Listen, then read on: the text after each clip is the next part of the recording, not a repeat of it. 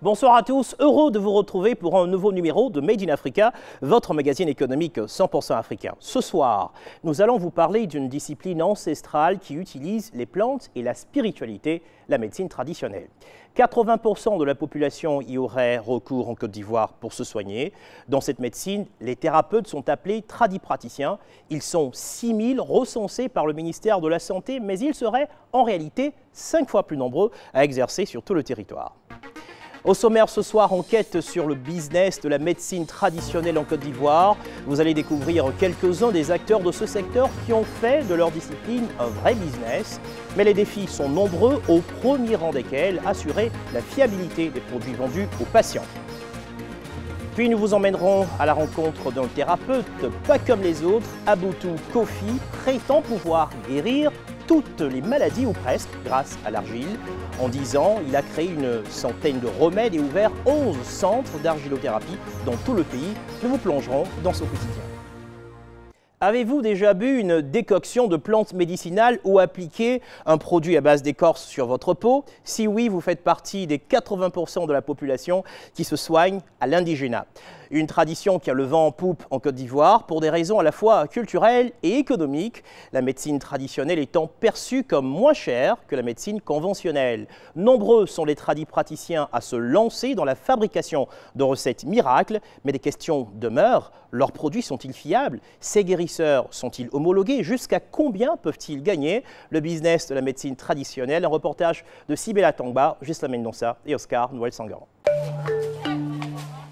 Feuilles médicinales, écorces séchées, épices, œufs pour faire des sacrifices, canaris pour préparer des décoctions. Les étals du marché de Yopougon-Ouassakara à Abidjan réservent d'étonnantes surprises. S'il n'est pas très grand, ce marché de plantes médicinales est réputé dans tout le pays. Est-ce que mon médicament est fait trouver aujourd'hui? Quel médicament? Bon, pour faire typhoïde. Palu. Ah, il y en a. Assetou est vendeuse de plantes médicinales depuis 20 ans. Des plantes pour soigner toutes sortes de maladies, de la plus bénigne à la plus grave. Bon, ça c'est pour le sang. Quand tu en es mieux, on peut prendre, faire bouillir, boire. Ça aussi, c'est pour les femmes enceintes. Puis à terme d'accoucher, on écrase pour puriger. Bon, bambou de Chine, là c'est fièvre typhoïde. Cette cliente est une habituée. Elle s'approvisionne chaque semaine chez Assetou. C'est pour 1000 francs. 1000 francs. Tout ce gros sachet là, 1000 francs. Oui, bah, tout ce sont médicaments. Bon, indigénat, c'est pas trop cher. Elle fait le paquet à 100 francs, 100 francs. En plus d'être efficace, selon elle, se soigner avec ces plantes aurait l'avantage d'être beaucoup moins cher. Mais si tu vas à l'hôpital, que tu n'as pas les moyens de payer ordonnance, tu peux faire indigénat. Indigénat, autant de nos grands-parents là, c'est indigénat qui guérit. Mets ton canari au feu, tu bois, tu te puriges, tu te laves, tu peux trouver guérison. Donc c'est ça. La médecine traditionnelle, 80% de la population en Côte d'Ivoire y a recours pour se soigner. Des remèdes hérités de traditions anciennes, utilisés pour des raisons culturelles et économiques. Les procédures médicales modernes restant encore inaccessibles pour une partie de la population. Du coup, le pays compterait aujourd'hui pas moins de 6000 tradipraticiens, herboristes, guérisseurs. Si certains exercent leur commerce dans un cadre encore flou, d'autres ont créé de petites unités de fabrication. Et même pour certains, des cliniques très rentables. Comment s'assurer de la fiabilité de ces produits? Comment cette médecine est-elle encadrée en Côte d'Ivoire? Ce business peut-il rapporter gros? Bienvenue dans le monde mystérieux de la médecine traditionnelle.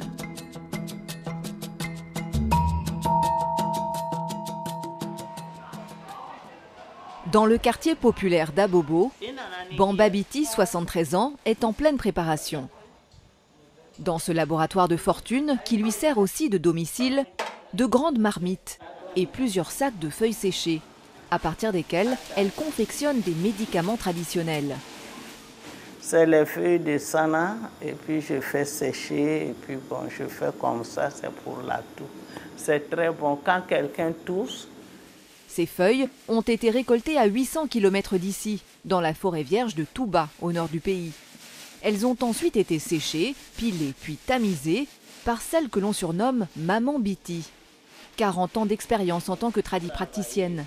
Un don qu'elle aurait hérité de son grand-père. C'est Dieu donné.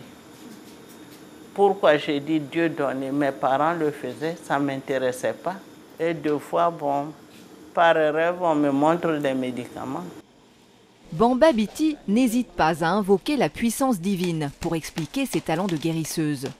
Une guérisseuse qui accorde un soin particulier à la présentation de ses médicaments, placés dans des emballages et étiquetés. Pour seule notice, quelques lignes écrites sur la boîte. Soro, c'est dans ma langue. Ça veut dire la toux. On met ici la date de production, fabrication, l'adresse, tout est dedans. Est-ce que ça suffit? Il y en a qui se traitent chez moi il y a plus de 20 ans, 30 ans. Des fois, au lieu de partir à l'hôpital, ils préfèrent même venir ici. Cette confiance, la preuve selon elle de l'efficacité de ses produits.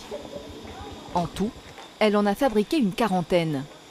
Certains, comme celui-ci, soigneraient le neuropaludisme, la forme la plus mortelle de la malaria.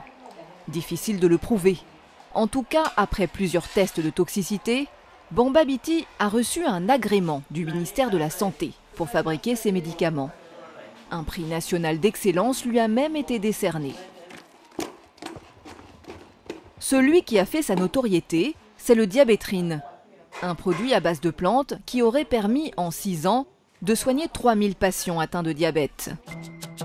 Par jour, la tradipraticienne dit pouvoir écouler jusqu'à 70 unités de ce médicament vendu 8000 francs pièce, soit un remède qui peut lui rapporter 560 000 francs CFA en une seule journée. La majorité de ses clients viennent directement à son domicile. Mais Maman Biti a aussi ouvert une petite boutique à Abobo.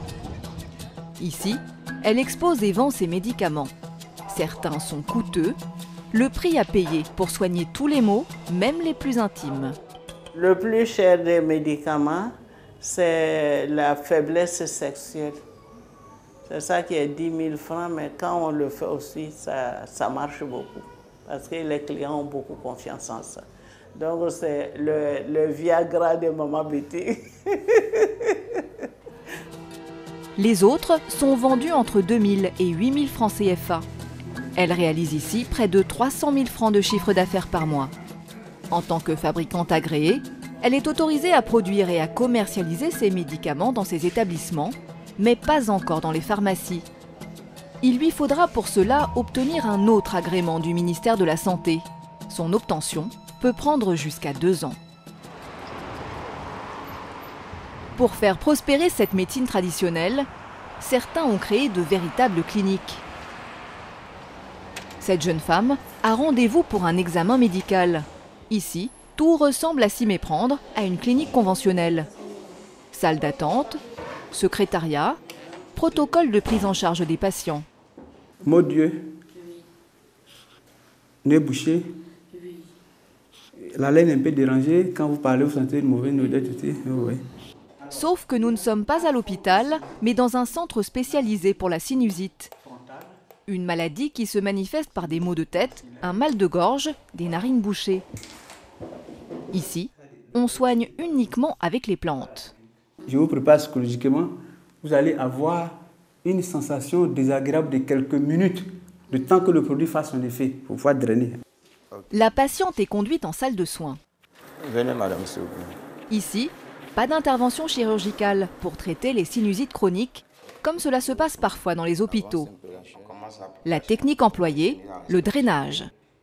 Elle consiste à extraire la glaire dans les cavités du patient à l'aide d'un produit, le GP20. Comprenez, groupe de plantes aux 20 vertus. Pendant 1 heure, la glaire s'écoule. Il faudrait en tout une dizaine de séances pour que le traitement fonctionne. Prix de la guérison, entre 130 et 180 000 francs CFA. Malgré ce coût important, la clinique ne désemplit pas. Elle reçoit en moyenne une quarantaine de patients par jour, environ 15 000 par an. Soit un chiffre d'affaires avoisinant les 500 000 francs par jour, 182 millions de francs CFA annuels. Celui qui se frotte les mains, c'est Bini Kwaku. Il n'est ni médecin, ni pharmacien, mais docteur en sociologie. C'est lui qui a fondé le centre il y a 14 ans, suite à un drame personnel. L'une de ses étudiantes, souffrant de sinusite, est décédée peu après une opération. J'ai pris le pari que plus personne ne meurt de la sinusite. Et c'est à cela que nous avons été orientés vers la médecine traditionnelle, vers le savoir traditionnel qui a des compétences. Qui a des compétences, malheureusement, qui sont parfois méconnues. Passionné de médecine traditionnelle, il a donc mis au point, après 7 ans de recherche, le GP20. Ce mystérieux médicament est préparé ici, dans le laboratoire de la clinique.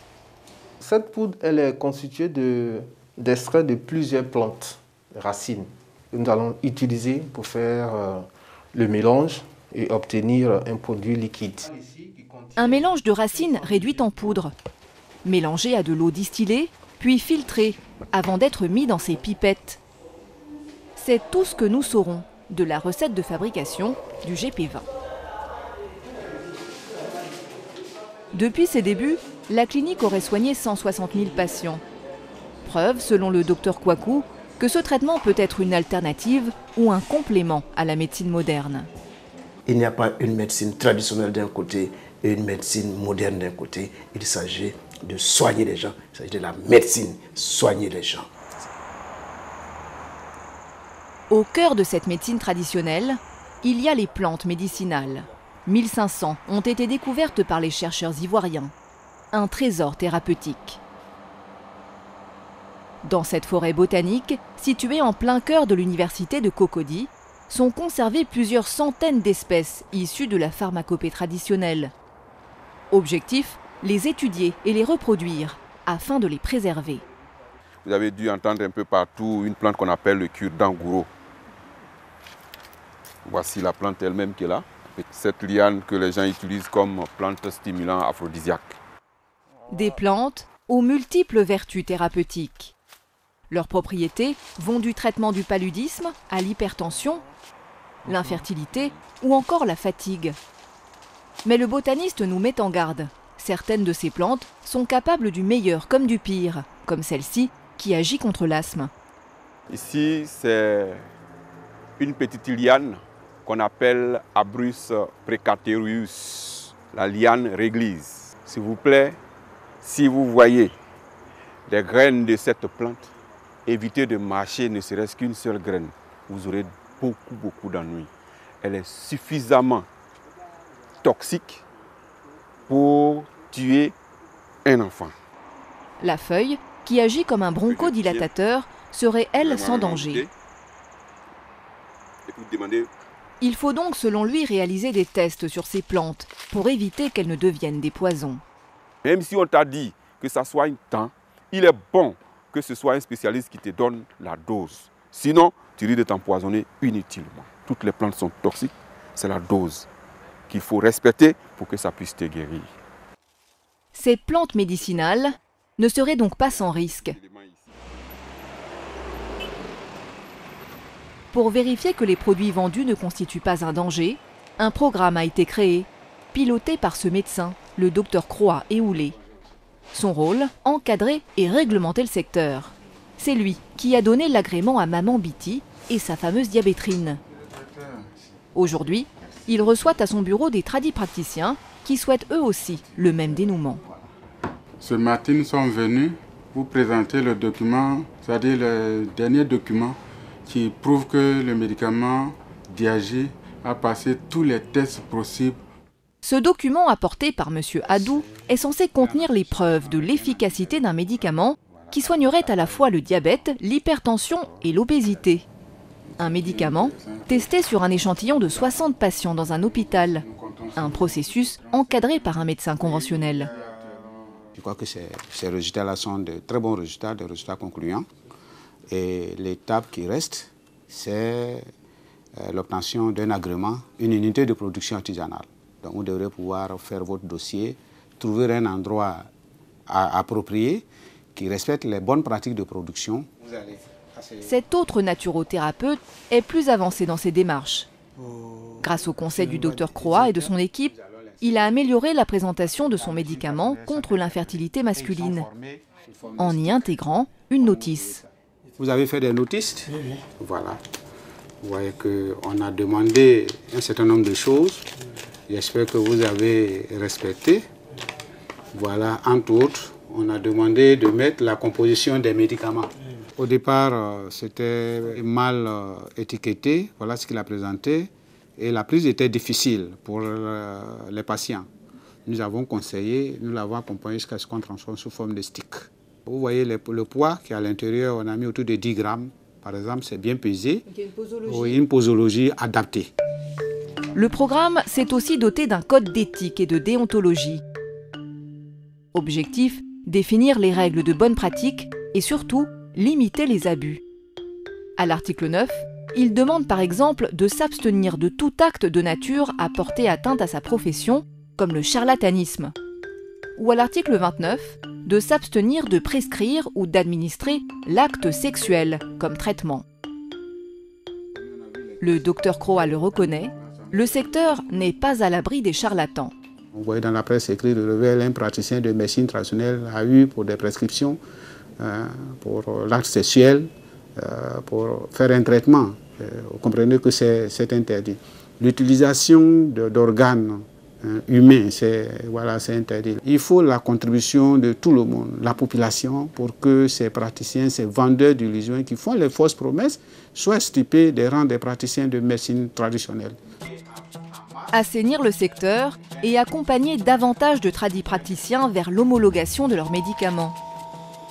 Aujourd'hui, sur les milliers de médicaments traditionnels vendus en Côte d'Ivoire, seuls 10 ont reçu un agrément pour être vendus dans les pharmacies.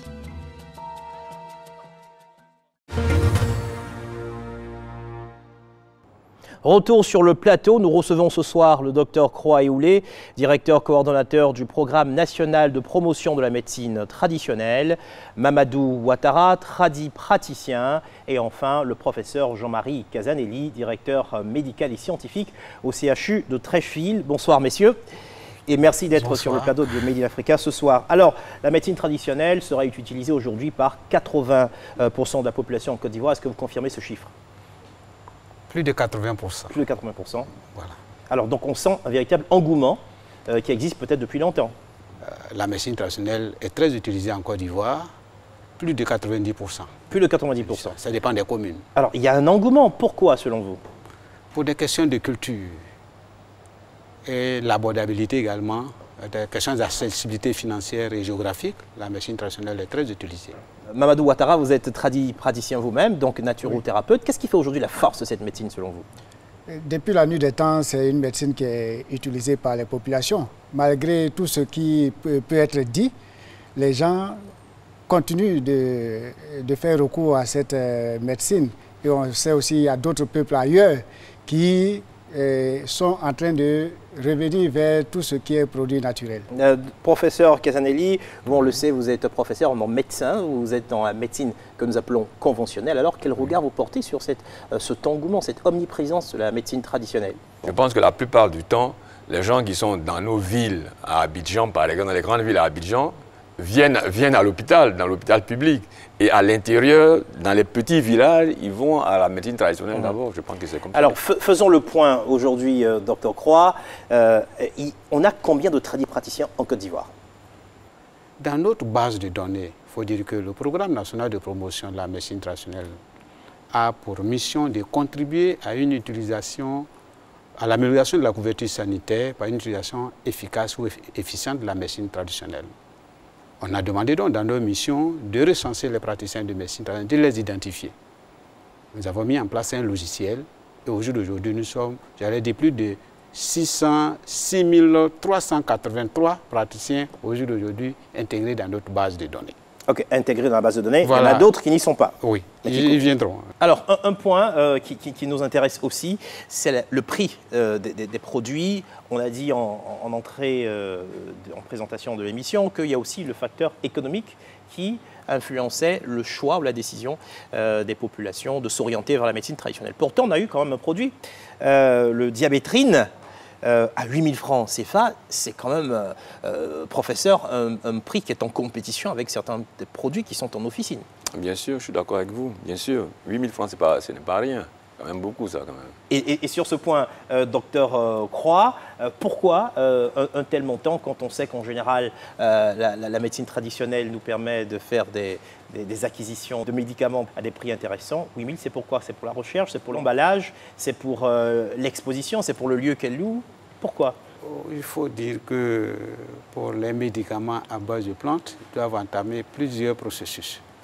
Lorsque, par rapport à la cueillette des plantes, c'est-à-dire l'organe, la matière première par exemple, lorsque vous regardez la chaîne de valeur, tous ceux qui vont intervenir, nous sommes autour de 10 personnes. Vous voyez que tout cela mérite, a besoin d'être quelque chose dans ce sens-là. Si ça continue comme ça, si les travaux continuent bientôt, l'argument économique ne sera pas de mise. Oui, mais c'est à nous, j'allais dire, la direction de coordination, de réglementer cela. Nous allons y arriver. Tout cela mérite d'être codifié. Le prix des médicaments doit être homologué. C'est pour cela que l'OMS accorde, ou l'OAS accorde une importance à cette médecine. Si elle devient plus chère que la médecine moderne, ça n'a pas de sens. Professeur, on a quand même vu tout à l'heure cette clinique CNS qui s'occupe de la sinusite. On a quand même, c'est étonnant selon vous, c'est 15 000 patients par an, organisés comme une vraie clinique, enfin une clinique conventionnelle, les protocoles et tout ça. Qu'est-ce que ça vous inspire? Effectivement, c'est un peu bizarre. Mais moi, je pense que d'une manière générale, ce que nous les professionnels de médecine moderne, on reproche un peu à ceux qui font la médecine traditionnelle, c'est le fait des confirmations. Lorsqu'on dit que les patients ont une sinusite, il faut que ça soit confirmé. Il faut que ça soit confirmé par des examens, par exemple une radio des sinus, par exemple un scanner des sinus. Comme ça, en fonction de ça, on peut dire effectivement il a une sinusite aiguë, il a une sinusite chronique. Voilà. Alors, il est clair que déjà, dans ce centre, sur place, on peut faire des radios, donc ça c'est clair. Reconcentrons-nous sur comment est-ce que ces produits sont fabriqués. On l'a vu tout à l'heure, Maman Biti, qui travaille chez elle. Le programme a pour mission d'accompagner les praticiens de médecine traditionnelle. Concrètement, donc vous n'avez pas d'agrément? Je confirme cela, mais nous sommes encadrés et accompagnés pour qu'on puisse faire les tests sur les médicaments que nous avons.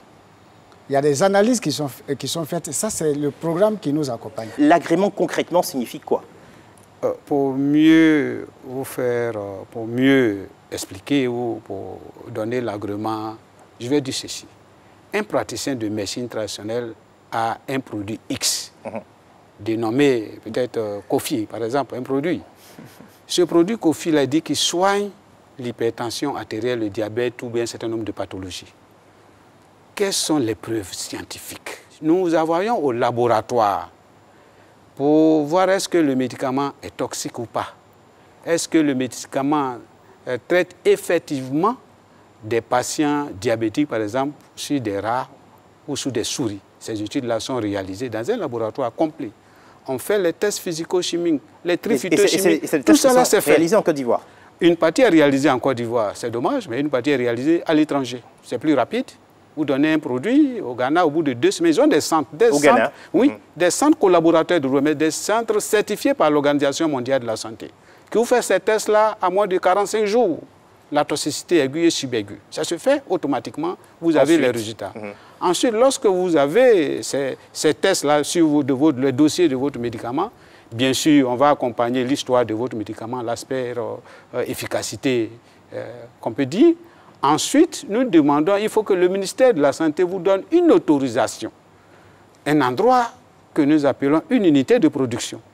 Ça peut être un niveau artisanal pour les débutants, un niveau industriel, ça dépend.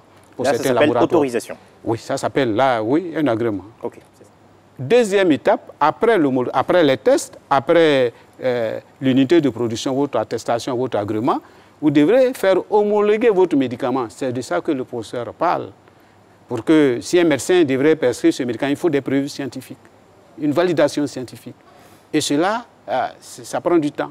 Vous devrez faire un dossier complet et remettre à la direction de la pharmacie du médicament pour passer à l'homologation, pour expliquer assez simplement. Bon, concrètement, une personne qui n'a pas reçu d'agrément peut encore continuer de vendre et c'est toléré. C'est toléré.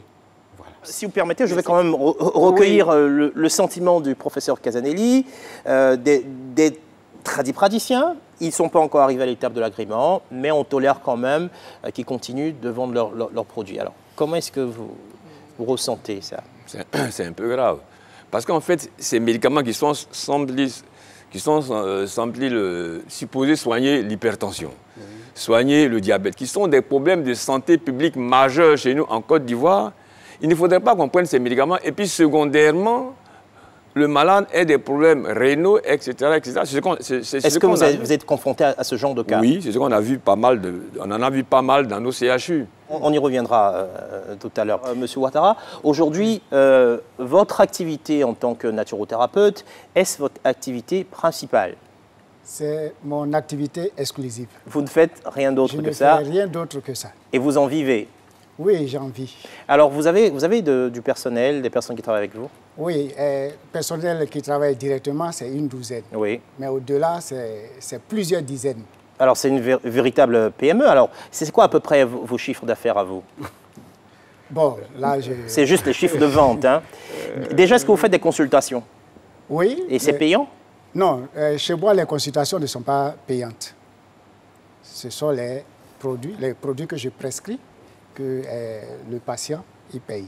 Et vous fabriquez, vous avez une unité de production? Oui, je fabrique et je suis accompagné, comme j'ai dit. Ouais. Nous sommes dans le processus d'analyse de tous nos produits. De tous vos produits. Mais comment est-ce que vous fixez, par exemple, la date de péremption? Ça, je veux savoir. Vous dites que ce produit ne peut pas être utilisé après, après janvier 2022. Comment on fait ça? Chaque fois qu'on produit, pour arriver à cela, il y a un échantillon qu'on garde. OK, et on observe? On observe. Après 6 mois, ou bien 3 mois, ou 1 an, vraiment, ces choses, il ne peut plus être consommé. C'est ainsi que nous mettons les dates de fabrication et dates de péremption. Ce qu'on veut dire aujourd'hui, c'est que s'il y a un processus scientifique qui vient accompagner ce processus plus ou moins empirique, c'est qu'il faut que de plus en plus, les témoignages soient appuyés par des preuves scientifiques. Selon vous, c'est un processus qui est cohérent pour un produit qu'on doit mettre à la disposition du public? Non, c'est pas très scientifique. De toute manière, ça, c'est... Théoriquement, on doit se mettre dans le côté moderne pour que réellement, il n'y ait pas de risque. La preuve, je donne un exemple. Certains médicaments qu'on utilise dans la médecine dite moderne, au bout de 15 ans, on se rend compte qu'ils ont des effets secondaires. Et parfois, même vous vous êtes rendu compte que parfois, on en retire. Certaines personnes sont poursuivies en France par rapport à ça, dans certains pays, par rapport aux médicaments. Donc, c'est pour ça que nous aussi, en Afrique, il faut qu'on soit un peu plus professionnels. Parce que ça, vraiment... On est trop dans l'émotionnel. Par exemple, je soigne la toux. Mais la toux, c'est un signe. C'est le signe d'une maladie, c'est un signe. On ne peut pas soigner un signe uniquement. La toux, là, ça peut être parfois une tuberculose qui commence. Quelque part, il faut se dire qu'il y a du chemin qui a été fait pour arriver au fait que nous soyons encadrés. Par des scientifiques. Et ce soir... Ce que nous voulons savoir, c'est à quel niveau est-ce que vous êtes dans l'évolution de ce processus. Et on en parle donc ce soir. Nous vous emmenons à présent à la rencontre d'un homme au parcours étonnant, Aboutou Kofi, ancien potier devenu argilothérapeute. L'argile, c'est sa matière de prédilection, celle avec laquelle le tradipraticien prétend pouvoir guérir toutes les maladies, ou presque. En quelques années, il a créé, vous allez le voir, un véritable business. Aboutou Kofi, de la poterie à la médecine, un reportage signé Thomas Digobadia et Oscar Noël-Sangan. Ce matin, dans cet atelier de Grand Bassam, à quelques kilomètres d'Abidjan, un potier est en plein travail. Cet homme, c'est Aboutou Kofi. Avec d'autres artisans, il a fondé en 1982 ce centre de céramique. Là, c'est mon premier tour de potier. Depuis janvier 1982 précisément. Pendant près de 30 ans, Aboutou Kofi a vendu ses poteries dans ce centre artisanal, des poteries renommées localement. Mais depuis 10 ans, l'homme a troqué son tablier d'artisan pour une blouse de naturothérapeute. L'argile qu'il façonnait de ses mains depuis son adolescence, il l'utilise désormais pour élaborer des remèdes et guérir des malades. C'est après s'être soigné avec de l'argile, suite à une intoxication, que le potier décide de changer de vie.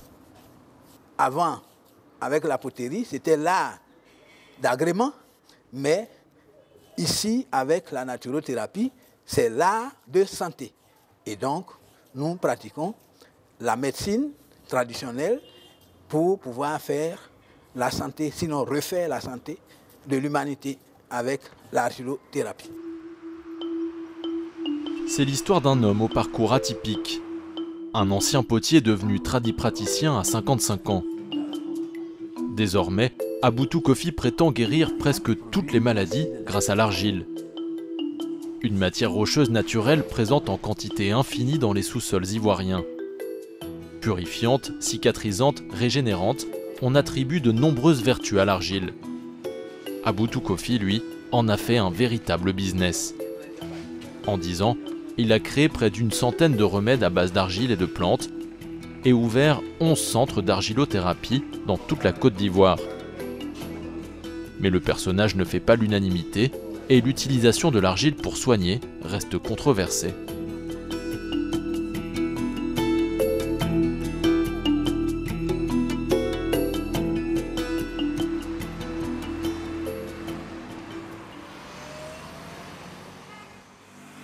C'est à Grand Bassam, dans cette modeste maison, qu'Aboutou Kofi a installé son cabinet. Chaque jour, des dizaines de malades viennent consulter le tradipraticien. Bonjour madame. C'est vous qui êtes malade ou bien c'est l'enfant? C'est l'enfant qui est malade.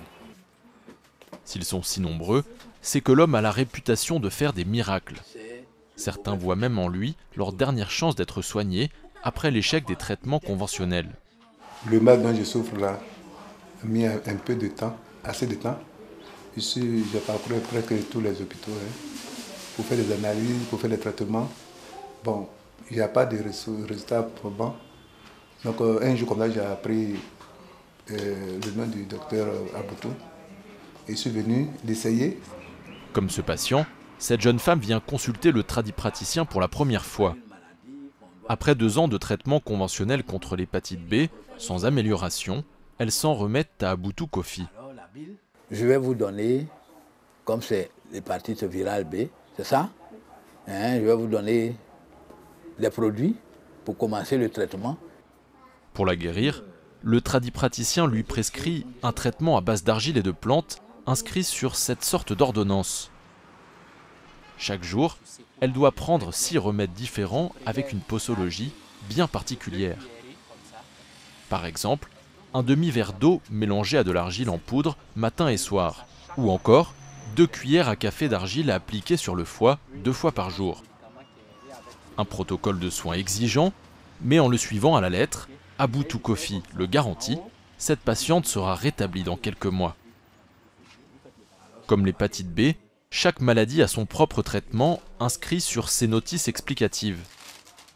Grâce à ces potions, aucune ne résisterait aux naturothérapeutes. On peut guérir des arthroses, on peut guérir de la drépanocytose, qui est une maladie du sang, la tension, le diabète, qui est une autre maladie du sang. Toutes ces maladies peuvent se soigner et se guérir à partir de la naturothérapie et singulièrement l'argilothérapie.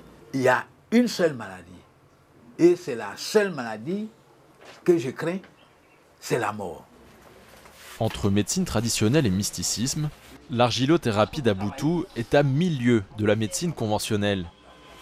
Une médecine que le tradipraticien dit ne pas écarter complètement.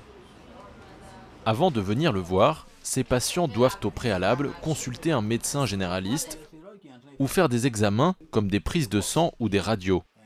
Je travaille toujours en collaboration avec la médecine moderne. C'est très important. De nos jours, oui, il ne faut pas soigner de manière empirique.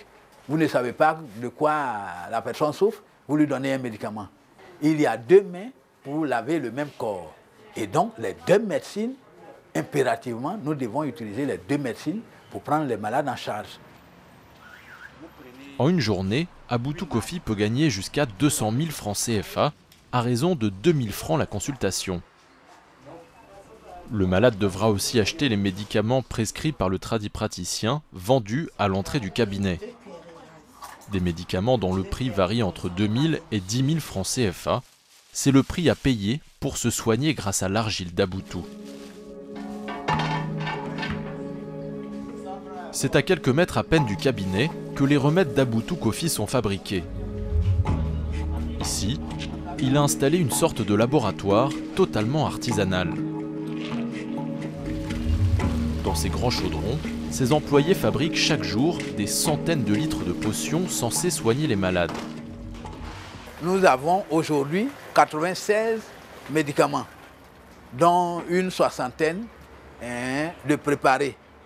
Les autres sont le plus souvent en poudre. Voilà, on va sécher, on va faire de la poudre. Toutes ces mixtures ou presque contiennent de l'argile, une matière première indispensable à Aboutou Kofi qu'il fait venir de toute la Côte d'Ivoire. Il dispose d'un réseau de puisatiers qui creusent puis lui envoient l'argile pour 10 000 francs le sac de 50 kilos. Chaque mois, il peut en commander jusqu'à 30 tonnes. Montant d'une telle commande, 6 millions de francs CFA. Une fois reçue, l'argile est d'abord tamisée, puis mélangée à des plantes avant de mijoter pendant des heures. Après refroidissement, la mixture est mise en bouteille, puis fermente dans cet entrepôt plusieurs mois. C'est seulement ensuite qu'elle peut être vendue. Ces potions à l'argile, Aboutou Kofi les a concoctées à partir des connaissances médicinales transmises de génération en génération dans sa famille. Des recettes qu'il dit avoir améliorées pour produire à grande échelle. Mais impossible d'en savoir plus, Aboutou Kofi fait le mystérieux. C'est un secret de fabrication, ça vous ne divulguez pas? Oui, parce que ça, ce sont mes... Enfin, je ne dirais pas, ce sont des recherches. Ce sont des dons que j'ai reçus. Dès lors que c'est un don, il ne faut pas le brader. Chaque jour, ce centre produit environ 1000 litres de remèdes. Pour s'assurer de la qualité de ces médicaments, il a embauché 2 qualiticiens. Leur rôle, vérifier que les dosages sont respectés afin que les potions aient l'effet escompté. On contrôle la toxicité. On contrôle le taux d'acide, on contrôle le taux de fermentation ou bien s'il y avait des microbes dans les médicaments. Tout cela a été contrôlé par l'État, c'est pour ça qu'on nous a donné le certificat de qualité. Quand Aboutou Kofi parle de contrôle de l'État, le dernier remonte à 2017. Depuis, ces produits n'ont pas fait l'objet de nouveaux contrôles. Ses remèdes et sa réputation lui ont valu d'être admis au CHU de Trècheville en 2014. Pendant 4 ans, il a été responsable de l'unité de médecine traditionnelle située dans un des bâtiments de l'hôpital, une grande première dans un hôpital public en Côte d'Ivoire.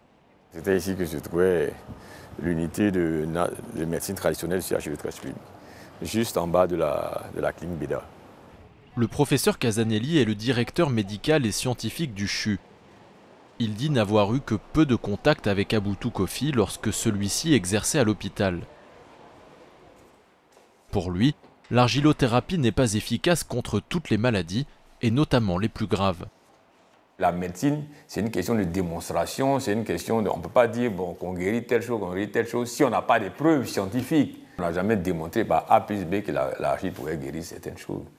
Peut-être bon, en matière de traumatisme, peut-être en matière de douleur articulaire, peut-être par cataclysme, ça c'est possible. Mais sinon, au fond des choses, c'est un peu difficile de croire que l'argile peut guérir la drépanocytose, par exemple. C'est un peu compliqué de croire que l'argile peut guérir, par exemple, un cancer d'estomac, par exemple. Au fil des mois, le doute s'est installé à l'hôpital parmi les médecins quant au traitement prodigué dans l'unité de médecine traditionnelle.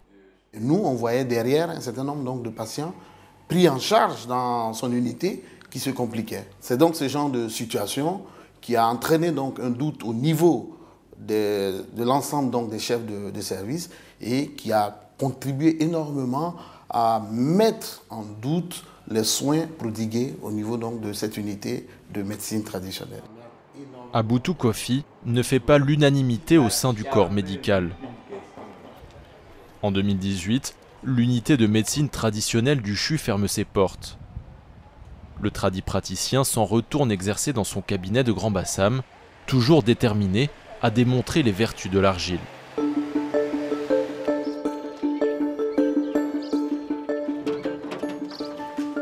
Ce matin-là, il se rend dans son studio d'enregistrement situé dans la cour de sa maison. Bonjour. Spot, caméra professionnelle, technicien. Aboutou Kofi a installé ici un studio digne d'un plateau de télévision. Un endroit que l'on ne s'attend pas à trouver chez un tradipraticien. Pourtant, depuis qu'il s'est lancé dans l'argilothérapie il y a 10 ans, il a fait de la communication son cheval de bataille. L'hôpital, tout le monde sait qu'on doit aller à l'hôpital. Et donc, on s'en va à l'hôpital naturellement, sans être informé. Mais quand il s'agit de la naturothérapie qui ne court pas les rues, il faut pouvoir communiquer, afin que le malade sache qu'il y a quelqu'un qui puisse s'occuper de moi, qui puisse me soigner, qui puisse me guérir. Pendant plus de 3 heures, il prodigue ses conseils sur le réseau social Facebook, où sa page compte plus de 2000 abonnés. Des abonnés qui posent des questions auxquelles Aboutou répond en direct. Nous avons des internautes à l'étranger qui consomment beaucoup le café et le thé. Et vous, vous déconseillez le thé et le café. Pouvez-vous nous dire pourquoi? S'il donne régulièrement des conseils sur la nutrition et l'usage des plantes, Aboutou Kofi n'a de cesse de répéter son leitmotiv. Oui, il faut utiliser l'argile pour se soigner. Mais par exemple, pour les plaies, si un enfant tombe et qu'il se blesse, si vous avez de l'argile là, mettez sur la plaie. Répandre son modèle dans toute la Côte d'Ivoire passe aussi par la formation. Depuis 2010, il a créé une dizaine de cabinets d'argilothérapie dans tout le pays, dont 5 rien qu'à Abidjan. Des cabinets où il se rend régulièrement pour des consultations comme ici, dans le quartier d'Angré. Bonjour messieurs, dames. Des pharmaciennes aux aides-soignants, tout le personnel a été formé par Aboutou Kofi. Des jeunes disciples qui ont tout appris aux côtés du tradipraticien et qui pour la majorité se sont lancés après avoir été guéris grâce à un traitement à l'argile. J'avais de l'asthme cardiaque et je me suis tournée vers la médecine conventionnelle, j'ai pas eu de bons résultats et voilà, il n'y a que dans l'argilothérapie que j'ai trouvé ma guérison. Donc je suis venue, j'ai été formée et puis voilà, maintenant je suis pratiquante de la médecine traditionnelle. Au total, il a formé gratuitement près de 80 personnes. Des jeunes qui l'aident à ouvrir leur cabinet en payant locaux et matériel et qui l'assistent une fois par semaine. Son objectif, permettre à cette nouvelle génération de prendre la relève et de soigner suivant ses méthodes. Si je ne forme pas la relève, le jour où je vais mourir, je vais partir avec mon art. Et donc, c'est impératif de former des jeunes personnes pour la relève. À l'avenir, ces jeunes praticiens convaincus par les bienfaits de l'argilothérapie continueront de répandre la parole d'Aboutou Kofi partout en Côte d'Ivoire, voire au-delà.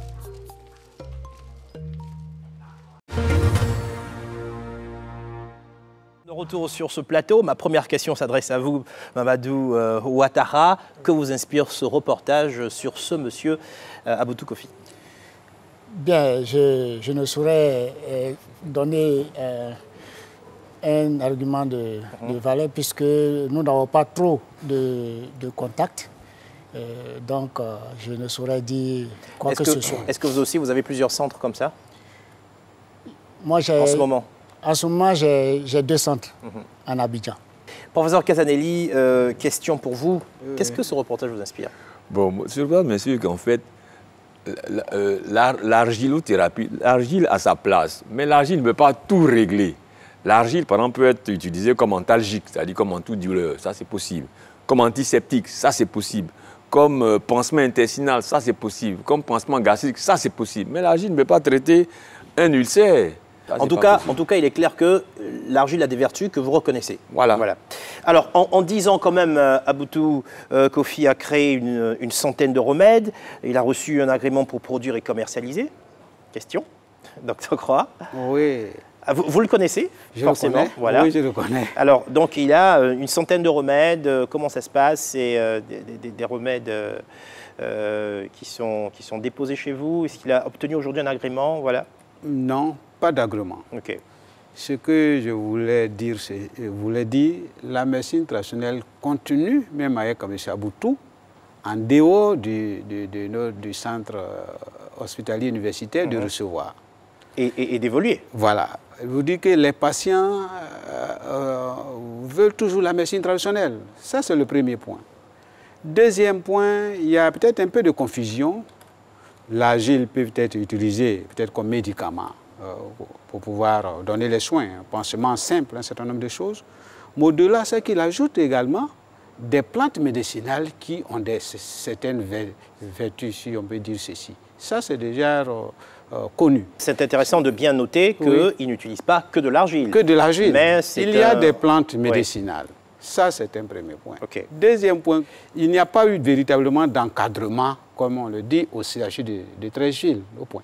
Alors, vous connaissez à peu près cette histoire? Oui, cette histoire, je connais cette histoire. C'est nous-mêmes qui l'avons... Il n'y a pas eu d'encadrement, c'est ce que vous dites? Oui, je veux dire, de part et d'autre. Il y a la partie médecine moderne qui doit jouer son rôle. Lorsqu'on crée une unité de médecine traditionnelle dans un centre hospitalier ou dans un centre de santé moderne, il y a un tuteur, il y a un encadreur, un professeur ou des rangs, je ne sais pas, mais qui doit pouvoir encadrer le processus. Certains pays ont réussi.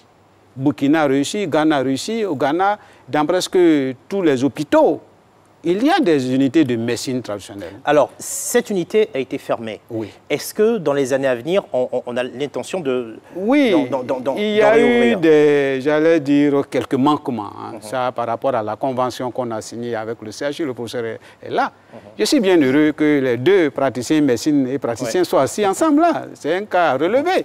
Il y a près de 20 ans, mais c'était la bagarre. Impossible de discuter entre un médecin et un professeur en plus, avec un tradipraticien. Donc il y a espoir. Il y a espoir. Alors, Mamadou Ouattara, on a vu, le cabinet de M. Aboutou Kofi ne désemplit pas. Des patients qui viennent parfois en dernier recours après avoir tout essayé. Est-ce que vous aussi, vous avez eu des cas de patients qui sont venus après avoir tout essayé et qui ont trouvé chez vous la solution? Nous recevons des patients qui ont essayé ailleurs, je dirais, puisque chaque pratique a ses limites tout de même. Parce que nous voyons souvent des gens faire des examens, ils amènent, après traitement, ils vont encore faire d'autres examens pour confirmer s'il y a la guérison. Donc ça, c'est légion.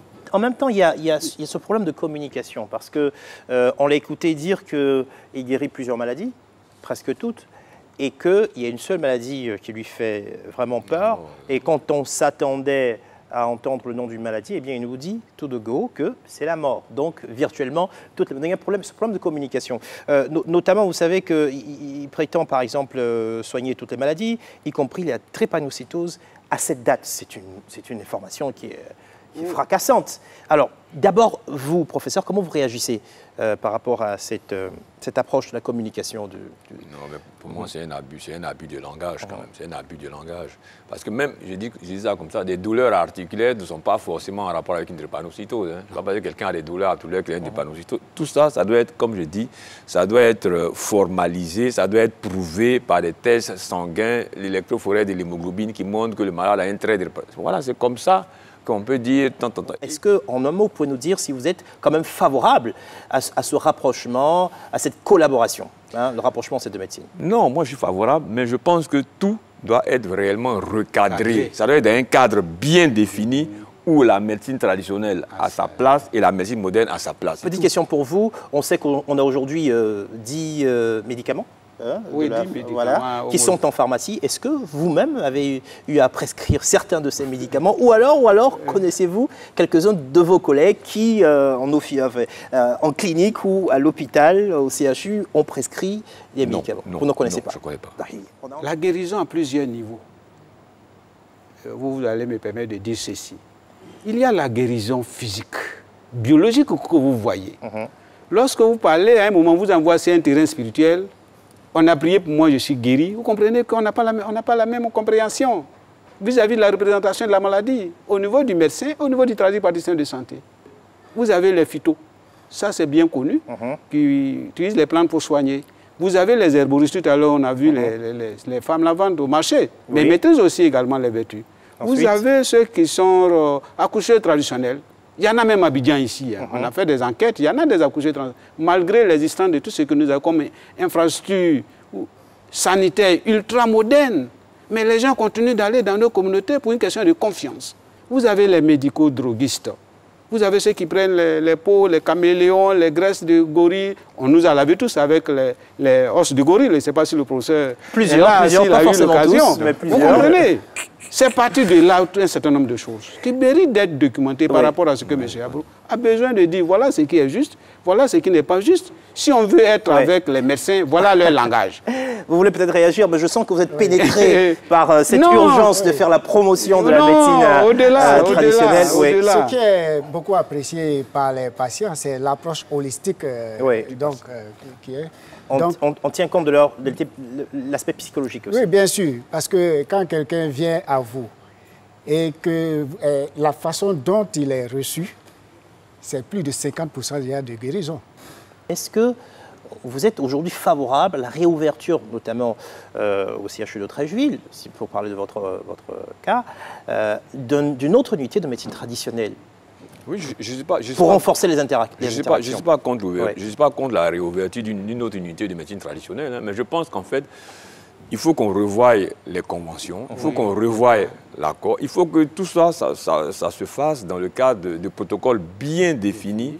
Quels sont les malades que la médecine traditionnelle peut prendre en charge? En fonction de ça, si des protocoles sont bien édifiés, bien écrits, il n'y aura pas de problème. Chaque médecine a ses limites et il faut admettre ses limites. C'est comme ça. Vous êtes d'accord sur ça, que chaque médecine admette ses limites? Oui, ses limites. Est-ce qu'il faut aujourd'hui que les médecins reçoivent une formation sur la pharmacopée traditionnelle? À mon avis, ce serait très intéressant parce qu'avant d'être même médecins, ils ont dû utiliser aussi les plantes de chez nous. L'approche des médecins vis-à-vis de nous a beaucoup évolué. Ça, il faut le reconnaître. Ce n'est plus comme avant. Donc, il y a de plus en plus de médecins qui sont ouverts à cela. Eh bien, donc, ça nous rassure. Oui, vous êtes aujourd'hui ouvert parce que vous êtes professeur, donc enseignant. Est-ce que vous êtes aujourd'hui ouvert à ce qu'il y ait des formations aujourd'hui au niveau universitaire qui intègrent la pharmacopée? Oui, j'en ai discuté avec le grand frère. C'est intéressant. Et je pense qu'en fait, c'est plus même les internistes, les médecins pathologistes là, qui devraient s'intéresser à ça, parce que c'est eux qui voient les malades. Nous étions à la faculté hier, pour les 6e années, qui vont sortir bientôt, parler de médecine traditionnelle, avec le professeur Tiembré, qui est le responsable du département, qui s'occupe également. Donc on a fait des formations sur l'introduction de la médecine traditionnelle, l'histoire de la médecine traditionnelle, pour préparer les médecins à la collaboration. En tout cas, on aura compris que c'est en plein développement. Il y a du business derrière cette médecine traditionnelle. Merci donc à vous, chers invités, et merci à vous aussi d'avoir suivi ce numéro de Made in Africa consacré à la médecine traditionnelle. Vous pouvez retrouver cette émission sur notre site internet. N'oubliez pas, c'est www.rti.ci ou sur l'application RTI Mobile. Vous pouvez aussi suivre nos activités sur les réseaux sociaux, Made in Africa pour Facebook et Made in Africa TV pour Instagram et Twitter. Merci à tous ceux qui m'ont aidé à préparer ce numéro. Merci aux équipes de production d'Éléphant Africa. Merci aussi aux équipes de la RTI pour la réalisation. Je vous donne rendez-vous dans 2 semaines pour un tout nouveau numéro de Made in Africa. En attendant, bonne suite de programme sur RTI1.